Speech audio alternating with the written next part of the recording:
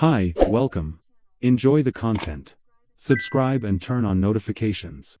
The record states that Leo Vance, aged 38, believed his life was built on a foundation of fairness.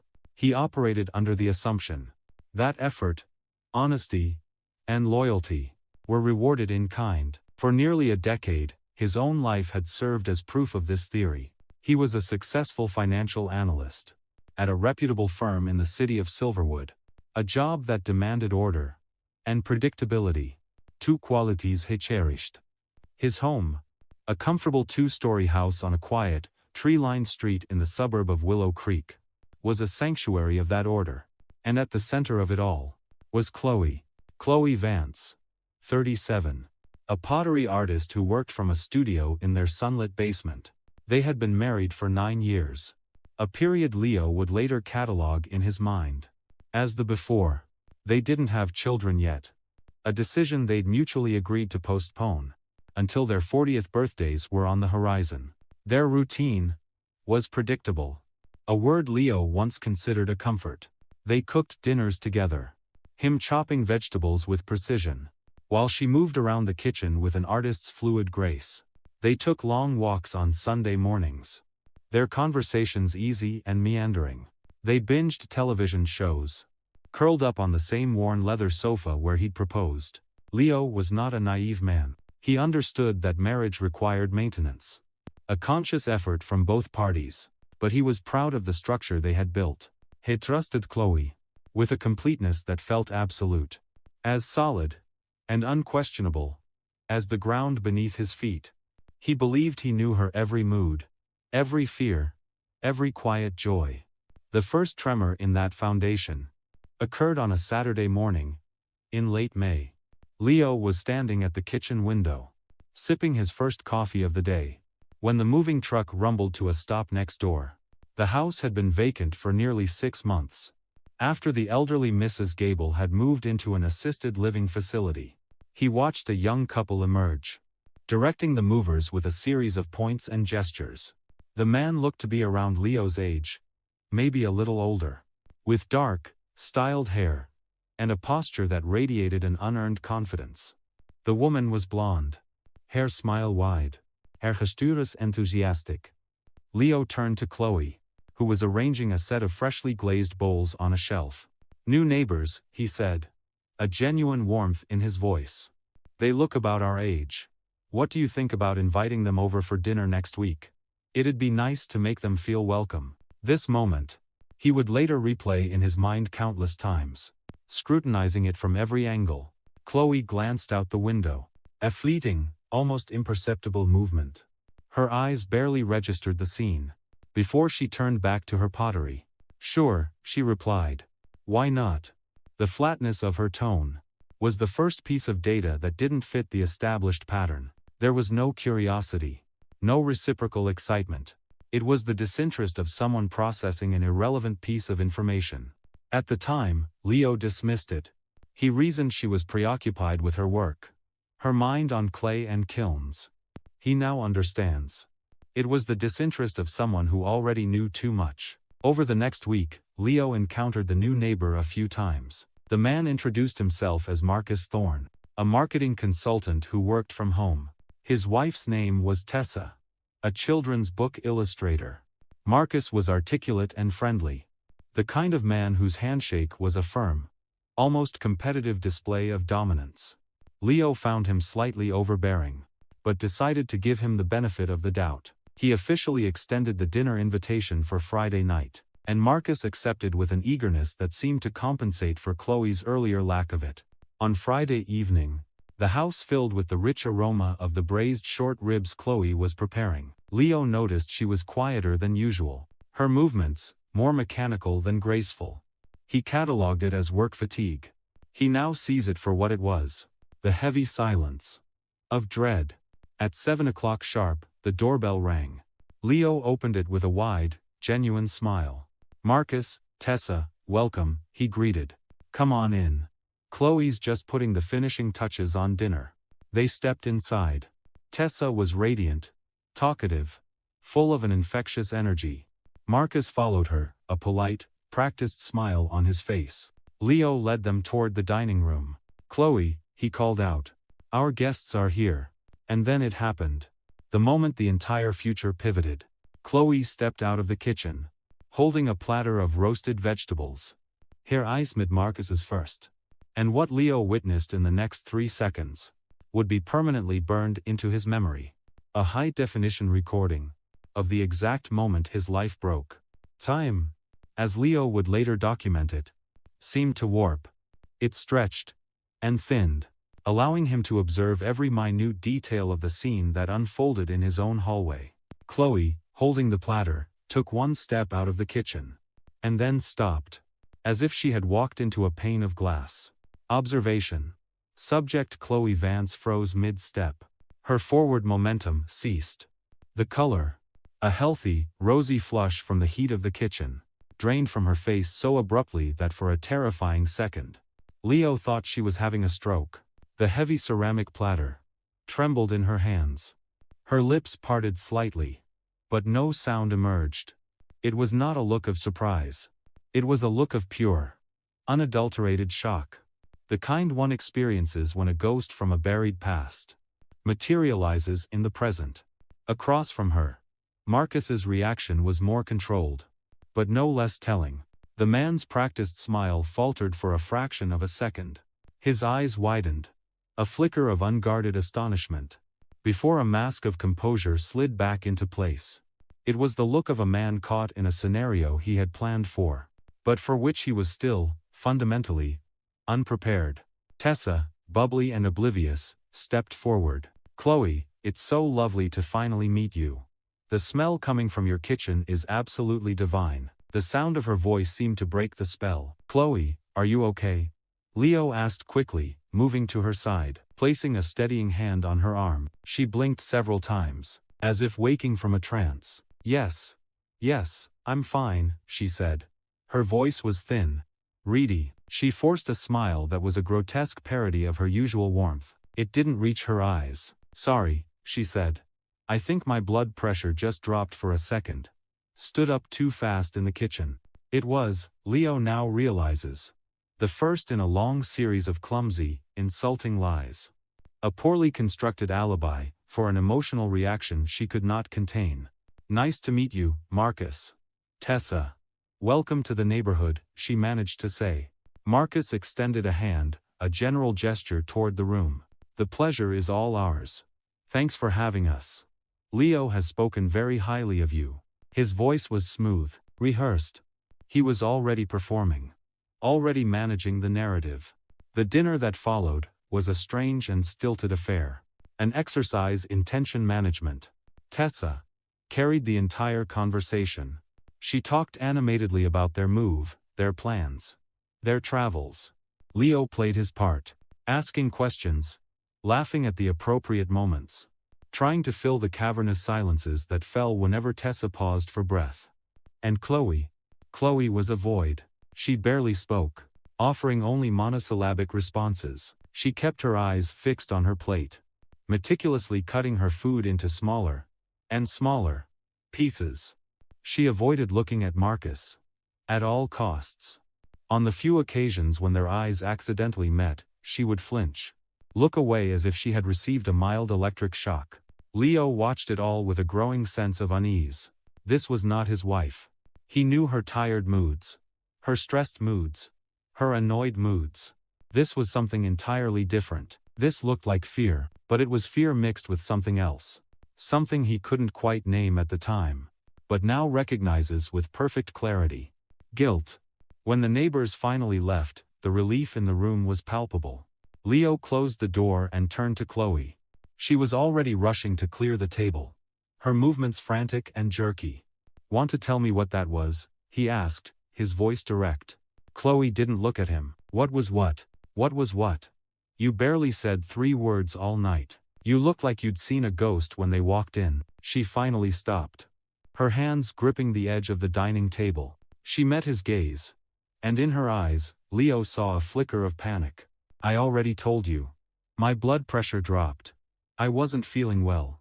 That's all." He wanted to press her. Every instinct in his analytical mind told him there was more data to be collected. That her explanation, did not align with the observable facts. But something held him back. Perhaps it was exhaustion. Perhaps it was the deep, primal reluctance to admit that something might be fundamentally wrong in the life he had so carefully constructed. He let it go. He filed the strange, tense evening away in a mental folder labeled Unexplained Phenomena. A fatal error in judgment that allowed the infection to fester in the dark. In the weeks that followed, Leo began to notice a significant shift in Chloe's behavior. Subtle at first. A series of minor deviations from the established baseline. But for a man like Leo, who found comfort in patterns, these deviations were like flashing warning lights on a control panel. Chloe, who had always been a homebody, suddenly developed an intense social bond with her new neighbor. The initial excuse was plausible enough. "I'm just popping over to help Tessa with some curtain choices," she'd say. A week later, it was, "Tessa wants my opinion on some landscaping projects for the backyard." Soon, these impromptu visits became a routine.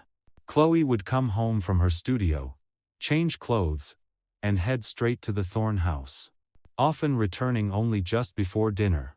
The easy companionship that had defined their evenings was replaced by a strained silence. "You and Tessa have really hit it off," Leo commented one night, attempting a casual tone. Chloe smiled, a practiced, distant expression he was beginning to see more and more often. "She's really nice. It's good to have a friend so close. We have a lot in common." He wanted to ask more. "Is Marcus ever there during these long visits?" He wanted to ask why her new friendship seemed to require hours of her time every single day, eclipsing every other part of her life, including him. But he swallowed the questions. He told himself he was being paranoid, possessive, a rationalization, a desperate attempt to maintain the illusion of normalcy. The truth was, the house felt different. It felt emptier. Even when she was in it, the silence between them was no longer comfortable. It was heavy with unspoken words. Intimacy dwindled. Her excuses were always ready. She was tired. She had a headache. She was stressed. To Leo, these were not reasons. They were deflections. His own behavior began to change in response. He became an observer in his own home, a data analyst tracking the growing inconsistencies. He paid attention to the way she angled her phone away from him when a text came in. He noticed the slight jump in her shoulders when he entered a room unexpectedly. He hated the man he was becoming, suspicious, anxious, a silent accuser. But her actions were forcing him into this role. She was creating the mystery that he felt compelled to solve. Summer arrived, blanketing Willow Creek in a thick, humid heat. As their 10th anniversary approached, Leo decided to host a party. His motivation, he told himself, was to celebrate a milestone. But a deeper, unacknowledged part of him hoped that surrounding themselves with friends and family might somehow remind Chloe of what she was jeopardizing. A foolish, desperate hope. He invited a few close friends, Chloe's parents, her younger sister, Sophie, and, of course, he invited the neighbors. The day of the party was bright and sunny. Leo was manning the grill, a cold beer in his hand, feeling a fragile sense of optimism. Chloe was moving among the guests, laughing and chatting, seeming more like her old self than she had in months. For a brief, blissful period, Leo allowed himself to believe that he had been wrong. Then, Marcus and Tessa arrived. Leo watched his wife from across the lawn. He saw the almost imperceptible stiffening of her spine, the way her smile became just a little more rigid. She recovered quickly, greeting them with a warmth that, to his newly critical eye, looked utterly fabricated. The brief illusion of normalcy shattered. Sophie, Chloe's younger sister, arrived late, as always. She was 28, a fiercely independent nurse with an unfiltered personality. She breezed in through the side gate, carrying a tray of homemade brownies. "Sorry, I'm late, traffic was a nightmare," she announced. Her eyes scanned the yard, taking in the familiar faces.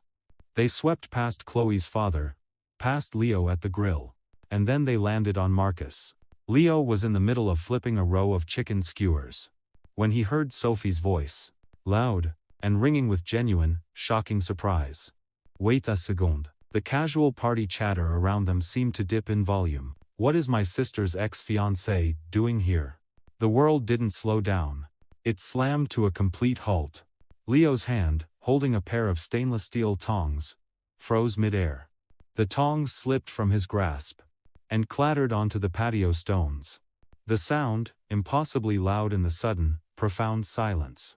Several conversations around the yard died at once. He saw heads turn, expressions shifting from cheerful to confused. He slowly turned his head towards Sophie. She was standing by the dessert table, her eyes wide. The realization of what she had just done dawned on her. "Oh," she whispered. You didn't know." Leo's gaze shifted to his wife. Chloe was standing near the drink station. Her face was ashen, a deathly white. She looked like a statue. Her eyes locked on her sister with an expression of pure horror. He then looked at Marcus. The man's confident facade had crumbled, revealing a flicker of raw panic. He ran a hand through his perfectly styled hair, his eyes darting around as if seeking an escape route. "What did you say?" Leo asked. His voice was low and dangerously calm. It cut through the silence. Sophie looked like she wanted the ground to open up and swallow her. I'm so sorry, Leo. I assumed you knew. Marcus.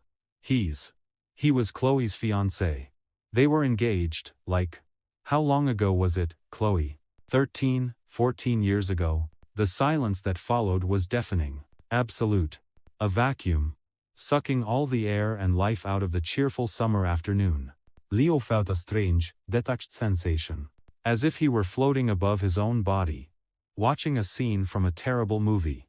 He looked at his wife, searching her face for a denial, for any sign that this was a horrible, absurd mistake. But her face said it all. The guilt, the fear, the shame. It was all there, laid bare for everyone to see. Tears began to well in her eyes. Her mouth opened, but no words came out. Tessa was the first to react, her voice trembling with confusion and a rising tide of anger. "Marcus? What is she talking about?" Marcus, cornered, turned to his wife. "Tessa, baby, I can explain. It was a long time ago." "Explain what?" Leo interrupted, his voice finally breaking, rising in volume. The detached calm shattered, replaced by a hot surge of rage and humiliation. "Explain why you never thought to mention you were once engaged to my wife? Explain why she's been spending half her life at your house for the past 2 months? Chloe finally found her voice. A desperate, pleading whisper. "Leo, it's not what you think. I swear. I didn't know he was moving here. When I saw him that first night, I was just stunned. I didn't know what to do." "So you did nothing?" he shot back, the pain sharp and clear in every word. "You chose to lie to me every single day? Why hide this from me, Chloe?" "Because I was afraid," she cried, tears now streaming down her face. "I was afraid you'd react exactly like this. That you'd think the worst." "That was years ago, man," Marcus tried to intervene. "It has nothing to do with now. There is nothing going on between us." Tessa let out a bitter, humorless laugh. "Oh, really? Nothing going on? Then why did you never tell me that your ex-fiancée lived next door? Why did you let me invite her into our home, become her friend? While you kept this little detail a secret." The party was over. The carefully constructed facade of their lives had been sledgehammered into pieces in front of their friends and family. Guests began to murmur excuses, their eyes avoiding Leo's as they slipped away quietly through the side gate. Chloe's parents tried to approach him, but Leo waved them off. He couldn't speak. He couldn't think. All he could feel was the profound, searing humiliation of being made a fool of. In his own backyard, he had been betrayed, and the betrayal had been made public spectacle. The structure of his life had not just been cracked. It had been demolished. That night, the fight was everything Leo had been avoiding for weeks. It was ugly, raw, and circular. Chloe's defense was a looping mantra of denial and apology. She insisted nothing physical had happened. She swore she had hidden the truth only out of fear. "If you have nothing to hide," Leo asked, his voice hoarse with pain, "why all the lies?" "It wasn't a lie. It was an omission." She sobbed. "I know I messed up, Leo, but I swear on our marriage, nothing happened." The phrase, "on our marriage," struck him as particularly obscene. He wanted to believe her. A desperate, Wounded part of him clawed at the possibility that this was all a terrible misunderstanding. But the seed of doubt, planted on the night of that first dinner, had now grown into a suffocating weed, choking everything else. He slept in the guest room that night, and for all the nights that followed, the relationship between the two households became a silent, cold war. Tessa stopped speaking to Chloe completely. A for sale sign appeared on their lawn less than a week later. The tension in Leo's own home was a thick, unbreathable smog. But Leo couldn't let it go. The uncertainty was a corrosive acid, eating away at his mind. The truth was no longer something he could ask for. It was something he had to find. 2 weeks after the barbecue, sitting alone in the sterile silence of his office, Leo made a decision that violated every principle he once held. But trust was already dead. He researched home security systems online. He found one, the size of a small USB adapter, that streamed high-definition footage directly to a smartphone app. He bought two. One morning, after Chloe had left, Leo installed them. One in the living room, angled to capture the sofa. The second, in the upstairs hallway. He felt a wave of self-loathing as he did it. It was a sordid, desperate act. But the need to know, to have irrefutable data, had overridden everything else. The uncertainty was destroying him more thoroughly than any truth ever could. The first few days of monitoring were excruciatingly mundane. A profound guilt began to settle over Leo. Maybe she had been telling the truth. Maybe I'm the one destroying our marriage with my paranoia. Then came the third week. A Wednesday afternoon. Leo was stuck in a quarterly budget meeting. His phone, resting on his lap, buzzed. A notification from the camera app. Motion detected in living room. He ignored it at first. But a gnawing feeling, a prickle of instinct, made him check. He discreetly opened the app. His heart began to hammer against his ribs. The live feed appeared on his screen. Chloe was there. But she was not alone. Marcus was with her. They were standing near the sofa, talking in low, urgent tones. Leo's breath caught in his throat. He tried to stay rational. Maybe it's innocent. Maybe he came over to discuss the sale of the house. 1,000 benign possibilities flashed through his mind, each one more pathetic than the last. Then, he watched. He watched as Marcus stepped closer to Chloe. He reached out and touched her face, his thumb gently stroking her cheek, with an intimacy that left no room for doubt. Chloe didn't pull away. She didn't flinch. On the contrary, she leaned into his touch, her eyes closing for a brief moment. And then, they kissed. Leo felt as if he'd been punched in the stomach. The air left his lungs in a silent gasp. His hands began to shake so badly he nearly dropped the phone. On the tiny screen, in crystal clear resolution, his wife was kissing another man. In their living room, on the same sofa where they had planned their future. It was a deep, lingering kiss. Not a fleeting mistake. Marcus's hands slid down to her waist, pulling her closer. She wrapped her arms around his neck. It was the practiced, familiar kiss of lovers. A kiss that spoke of a shared history that had never truly ended. Leo shut off the app. He couldn't watch another second. He stood up abruptly. "I'm sorry," he mumbled. "Family emergency." He drove home in a daze. The kiss played on a loop in his mind. All of Chloe's excuses. All her tears. All her desperate vows. Lies. All of them. Calculated, cruel, lease. When he got home, the house was empty.